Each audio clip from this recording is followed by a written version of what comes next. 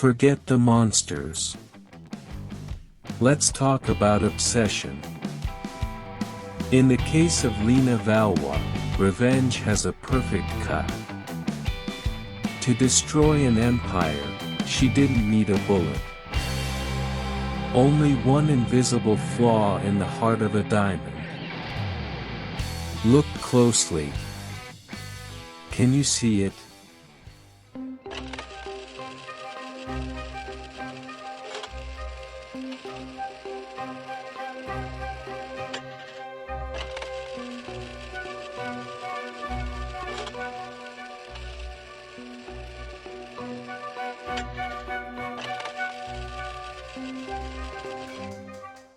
Switzerland, 2005.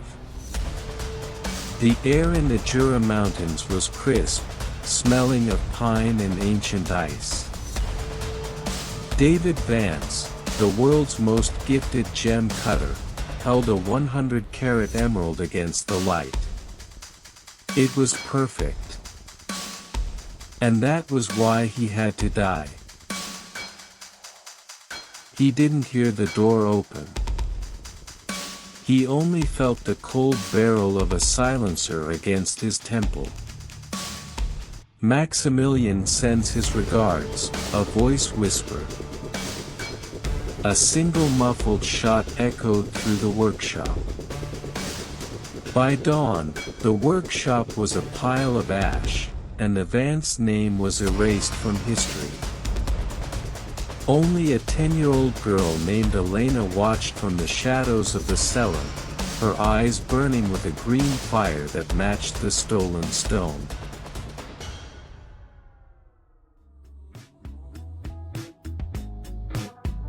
New York, 2026.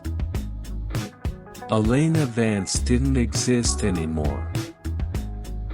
Now, there was only Elena Valois, the most rising star in the cutthroat world of Manhattan jewelry design.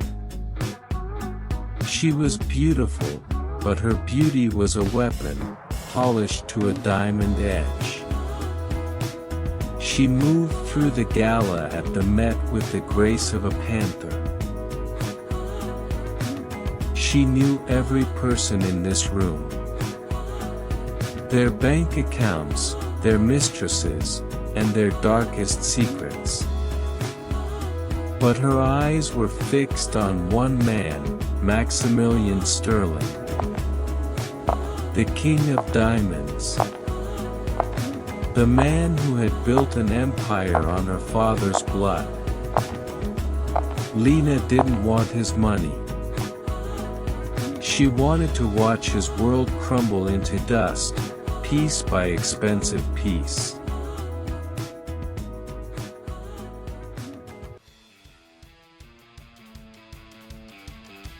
Maximilian Sterling was 70, but he had the eyes of a hungry shark. When Lena approached him with a sketch of a necklace that seemed to defy gravity, he felt a spark he hadn't felt in decades. "It's impossible to cut stones like this, Miss Valois," he said, his voice a gravelly rumble. Lena smiled, a slow, dangerous curve of her lips. "For an ordinary man, perhaps.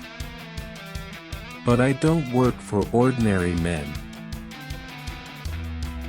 Within a week, she was appointed the creative director of Sterling International.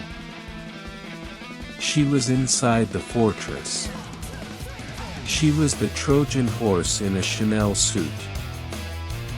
But she had forgotten one thing: Maximilian had a son, Julian. And Julian Sterling had eyes that could see through any disguise.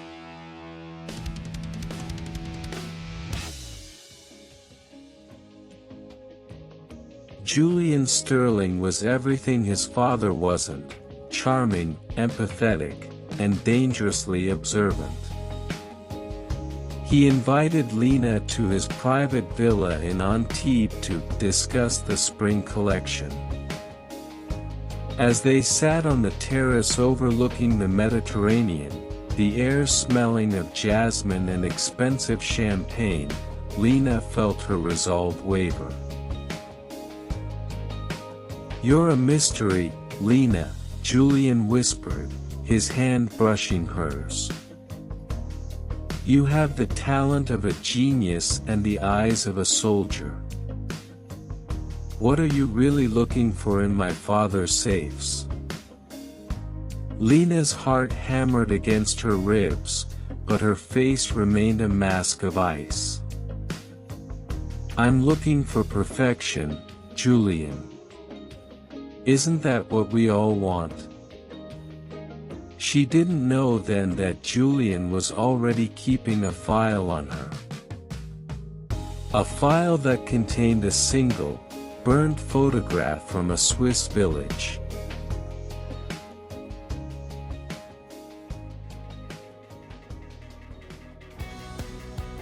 In the world of high jewelry, Elena Valois became a hurricane. Within 6 months, she had redesigned the sterling brand's identity. She didn't just sell stones, she sold myths. She worked 18 hours a day, her office on the 50th floor of the Sterling Tower becoming a war room. She was cold, precise, and brilliant. But every night, when the cleaning crews arrived, she was doing more than designing. She was hacking. She used the encryption codes she'd spent years mastering to bypass Maximilian's private servers. She wasn't looking for money, she was looking for the Pharaoh's tear, the 100-carat emerald that had vanished from her father's workshop. She knew it was the cornerstone of the sterling private collection, hidden in a vault that didn't officially exist.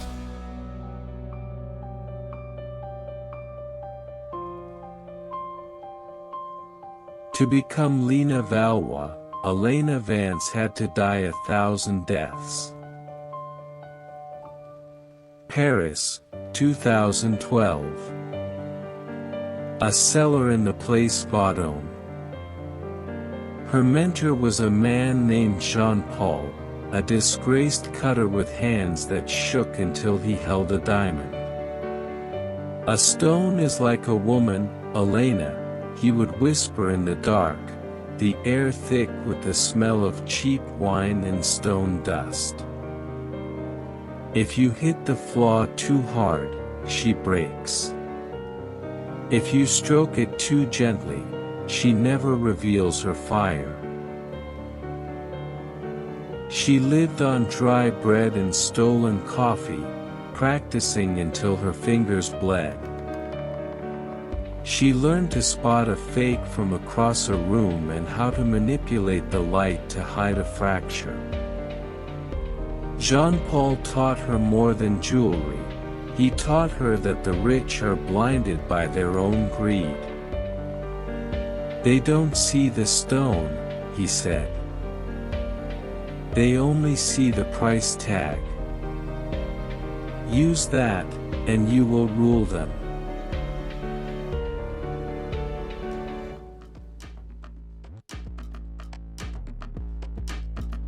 Maximilian Sterling invited Lena to his private estate in Greenwich for dinner. The table was set with heirloom silver and crystal that caught the candlelight like frozen tears. Across the table, Julian watched her with a gaze that made Lena feel exposed. "My son tells me you're interested in the history of our acquisitions," Maximilian said, his voice like dry leaves. He sipped a 1945 Petrus as if it were water. "Tell me, Lena, do you believe in ghosts?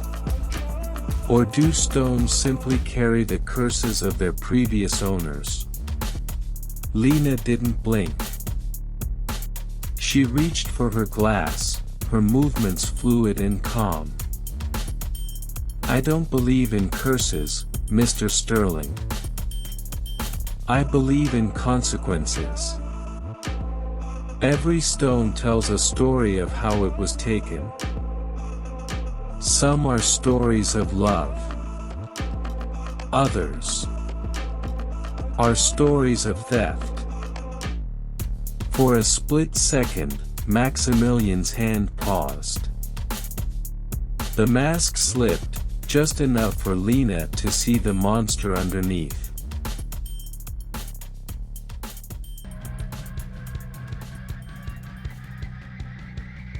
2 weeks later, the board of Sterling International gathered for the announcement of the century. They were going to auction the Pharaoh's Tear in Hong Kong. It was a move to save the company from a looming liquidity crisis, a crisis Lena had secretly orchestrated by leaking false reports to their creditors. Julian cornered her in the vault as they prepared the stone for transport. The emerald sat in a laser-protected case, glowing with a malevolent green light. "It's beautiful, isn't it?" Julian whispered, standing too close. "But it has a blood stain on its records. My father thinks I don't know where it came from. But I do. And I know why you're here, Elena." The use of her real name was like a gunshot. Lena froze.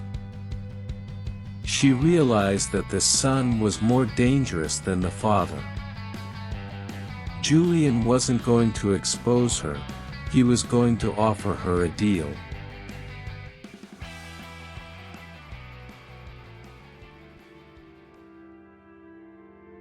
Julian Sterling stood so close that Lena could smell the sandalwood on his skin. "I know who you are, Elena," he repeated. The vault felt smaller, the air-conditioned atmosphere suddenly thin.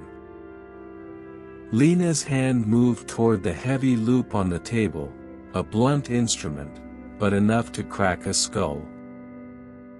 "And what is your price, Julian?" she asked, her voice like liquid nitrogen. Julian didn't call security.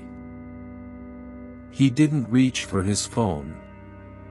Instead, he leaned over the case containing the Pharaoh's Tear. "My father is a dinosaur, Elena. He thinks he can rule the market with blood and old-world intimidation. I want to digitize the empire. I want him out. Help me destroy him in Hong Kong, and I'll give you the emerald. And your father's dignity." Lena looked at him, searching for the lie. In the Sterling family, a gift always came with a hidden hook.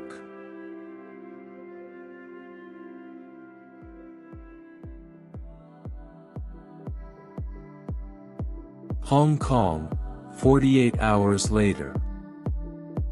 The city was a fever dream of neon and humidity. They stayed at the Peninsula, the grand dame of hotels, where the fleet of Rolls-Royces was as green as the stone Lena intended to steal. From her suite overlooking Victoria Harbour, Lena could see the flashing signs of the financial district. Maximilian had tripled the security. The auction was to be held at the top of the Sterling Plaza, a fortress of glass and steel. But Lena had a secret weapon, the one thing Maximilian's millions couldn't buy. The knowledge of the advance cut. Her father had hidden a microscopic flaw in the emerald, a signature, only visible under a specific frequency of ultraviolet light. To the rest of the world, a perfect copy would be indistinguishable. To her, it would be a scream in the dark.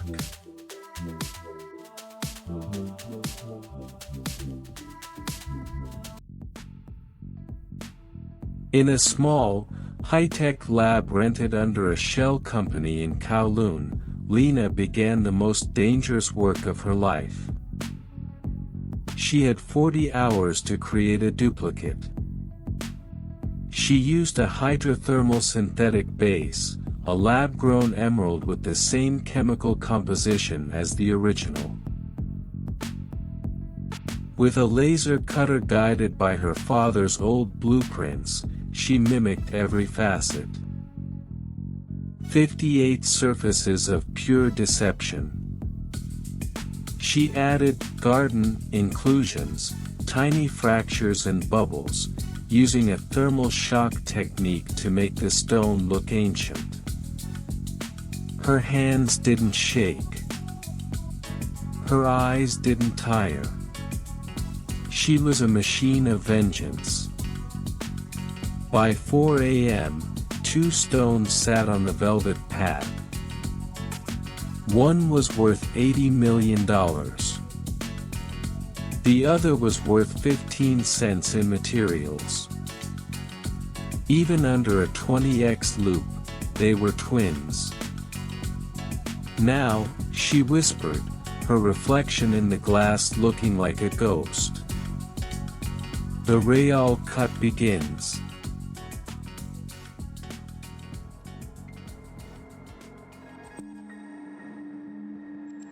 Maximilian Sterling wasn't a man who trusted his own blood. In the penthouse of the plaza, he met with a man known only as the Fixer. No name, no history, just a record of disappearances that followed him like a shadow. The girl, Valois, Maximilian rasped, staring at the harbor. She's too perfect. She knows things about the stone that aren't in the files. My son is infatuated with her, which makes him blind. I want her monitored. If she moves toward the vault during the gala, don't bring her to me. Eliminate the threat. The Fixer nodded once. He had no soul, only a contract. He left the room, his silence more terrifying than any threat. Maximilian turned back to the window. He had killed the father to get the emerald. He would kill the daughter to keep his secrets buried in the green depths of the stone.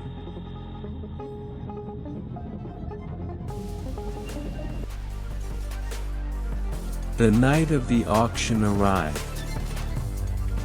The Sterling Plaza was a hive of the world's elite, oil sheiks from Dubai, tech billionaires from Palo Alto, and old European royalty. Lena wore a backless dress of emerald silk, a defiant tribute to the stone she was about to destroy. Julian was at her side, his hand on the small of her back. He looked every bit the prince of the empire. The swap happens during the keynote, he whispered in her ear. The lights will flicker for 10 seconds. That's your window. If you miss it, we're both dead. Lena felt the weight of the fake stone in her clutch bag. It felt like a live grenade. As she scanned the room, she caught the eye of a man standing by the elevator. He didn't look like a guest.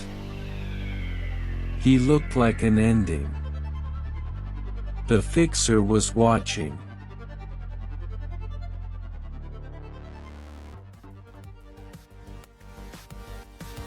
The ballroom of the Sterling Plaza was a sea of silk and diamonds. Maximilian stood on the podium, the pharaoh's tear glowing behind reinforced glass. "Gentlemen," he began, "history is not bought. It is owned." Then, it happened. A surge of power, a sharp crack, and the world went black. 10 seconds. Lena moved with the precision of a ghost. She knew the layout of the laser grid by heart. She felt the cold glass of the case, the silent slide of the hidden release. Click. The real emerald was in her palm. The fake was in its place. She felt a presence behind her, a shadow in the dark. A hand grabbed her arm. "Now, Elena," Julian's voice whispered. But it wasn't a help. It was a trap.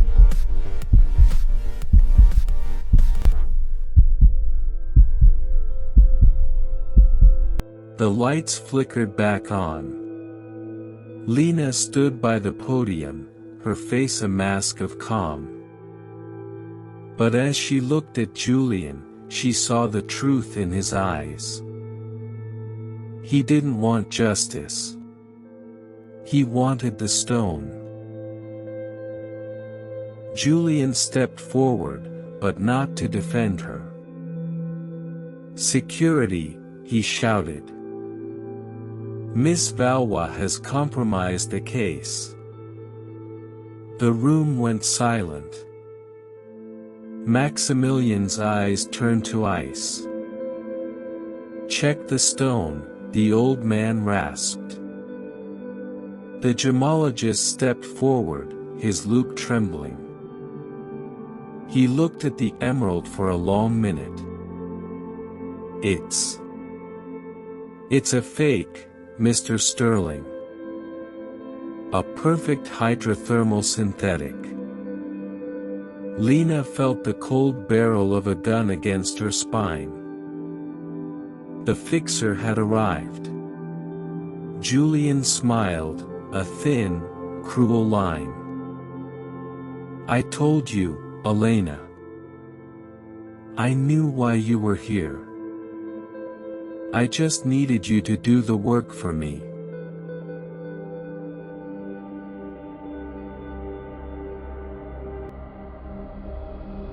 Lena didn't panic. She looked at Maximilian, then at Julian, and finally at the elite crowd. She began to laugh, a low, melodic sound that chilled the room. "You think you've won, Julian? You think the Sterlings are the masters of the game?" She reached into her clutch bag and pulled out nothing. Her hands were empty. "I didn't take the emerald tonight," she whispered. "My father took it 20 years ago." She pointed to the screen behind the podium. Suddenly, the auction feed was replaced by a video. A grainy, black and white recording from a Swiss workshop in 2005. The room watched in horror as Maximilian Sterling's face appeared on screen, holding a gun to David Vance's head. "The pharaoh's tear was never a gem," Lena said, her voice echoing through the speakers.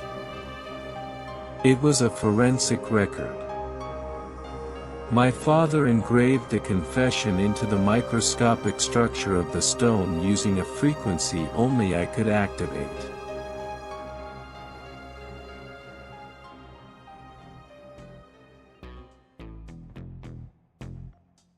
The scandal was instantaneous. The Interpol agents, already embedded in the crowd as buyers, moved in. Maximilian tried to reach for his heart, his empire crumbling in the span of a heartbeat.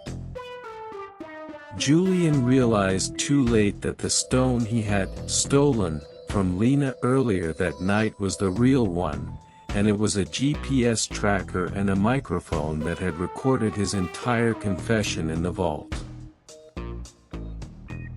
As the police led them away in handcuffs, Lena stood alone on the podium. She held the fake emerald, the one she had made in the lab, and crushed it under her heel. "My father always said," she whispered to the empty air, "that the most beautiful things are the ones that can never be stolen. Like the truth."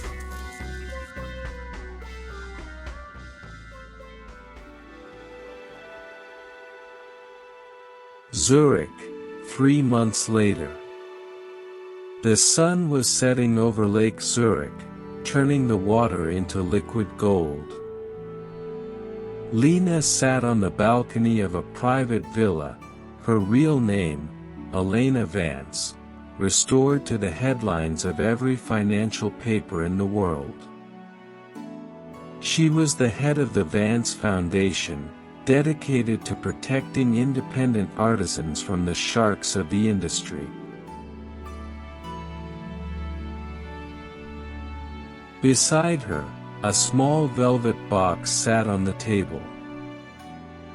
Inside, the pharaoh's tear glowed with a pure, peaceful light.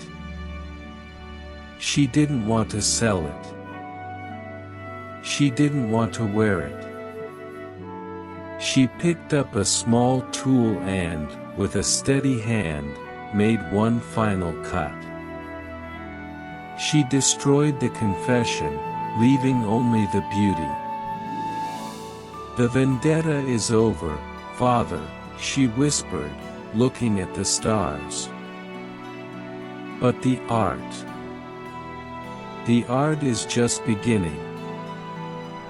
She closed the box, and for the first time in 20 years, Elena Vance wasn't looking for reflections. She was looking at the future.